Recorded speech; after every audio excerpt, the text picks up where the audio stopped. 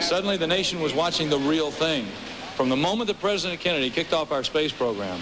We choose to go to the moon in this decade and do the other thing, not because they are easy, but because they are hard.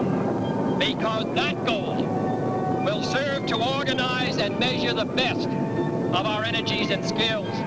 Because that challenge is one that we're willing to accept, one we are unwilling to postpone, and one we intend to win, and the others too.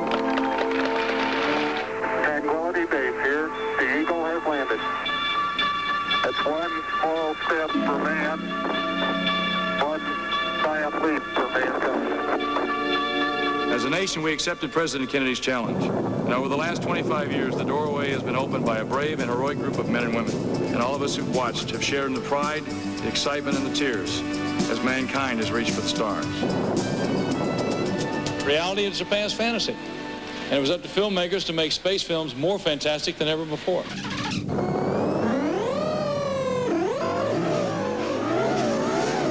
Films like Tron gave us a totally futuristic look at space travel.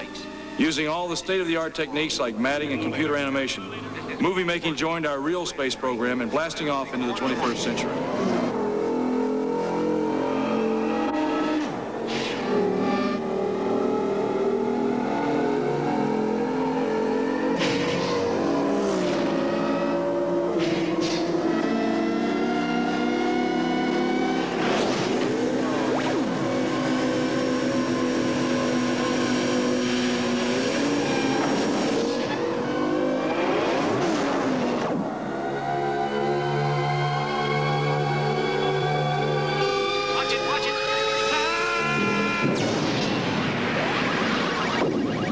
After about 70 years of movie making, just when it looked like nothing more could be done on the subject of space, a major breakthrough took place. I know what you're going to say.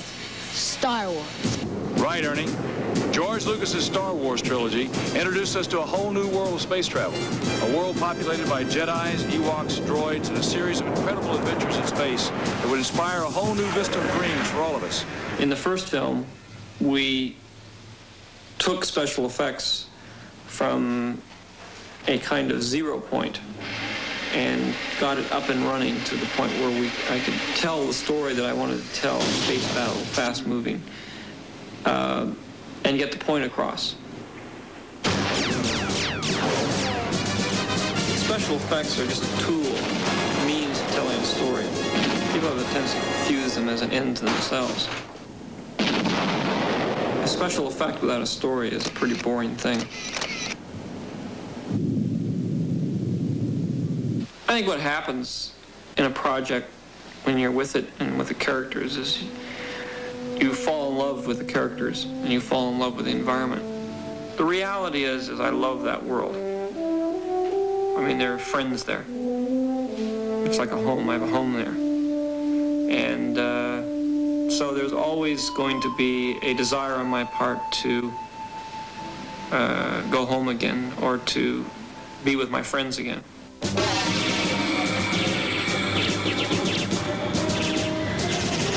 I think space travel is really like. Well, maybe pretty close. I used to think that Flash Gordon's rocket ship was the coolest thing ever. And all it was a cardboard box with a sparkler stuck in the tail. I can't wait to go up in space, to the planets, the stars, the galaxies.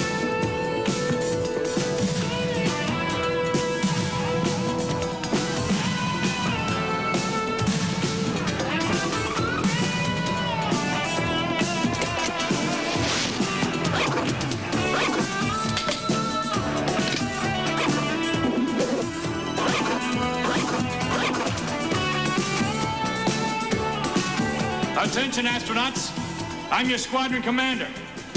You have been selected for this mission on Star Speeder 3000 because you're tough, brave, clean and mean, and ready to face any danger you might encounter in space.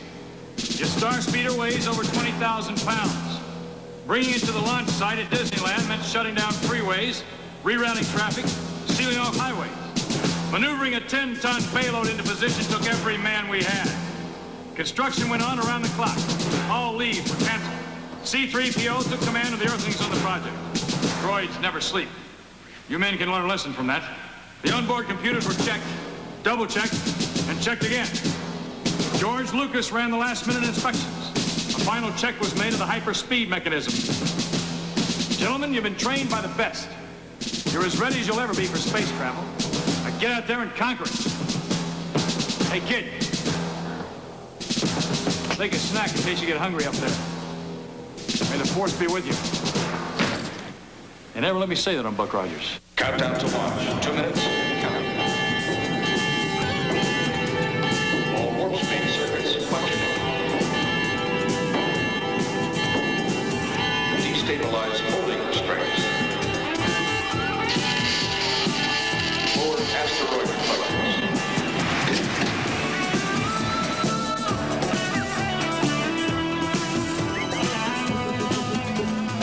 Astronaut Ernie, do you read me? Buckle in and prepare for launch.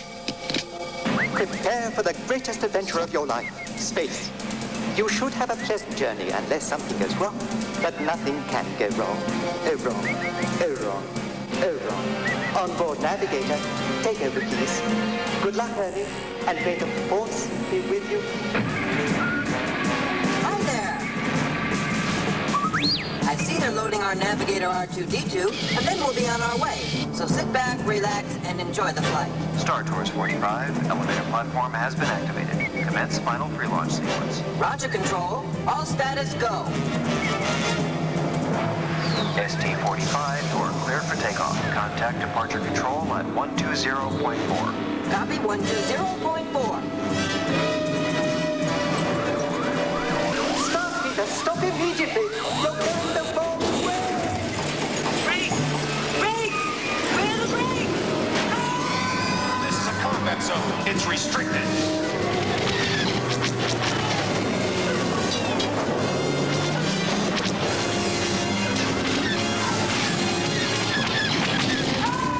We've been hit! Our fuel tank stabilizer net! And hurry! We're losing altitude fast! We're going in! No!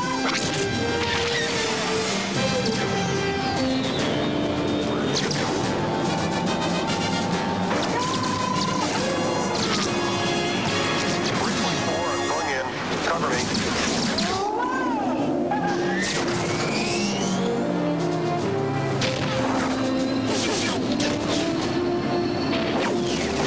It's ahead. We did it! All ships jump to light speed.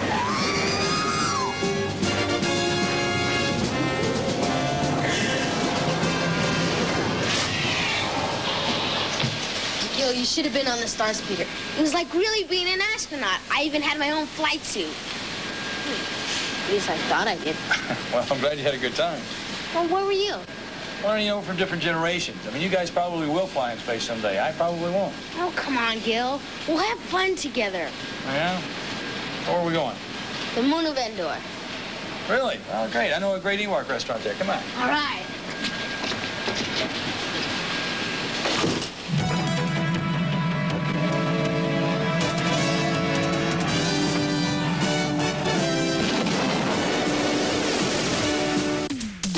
We'll come back after these messages. This is Spencer Christian from Good Morning America. Next week, join Julia Child for a tour of Italy and those great Italian restaurants. See Florence, Bologna, and Siena. Julia Child in Italy next week on Good Morning America. Now stay tuned for Your Eyes Only, the ABC Sunday night movie starring Roger Moore as James Bond. Next.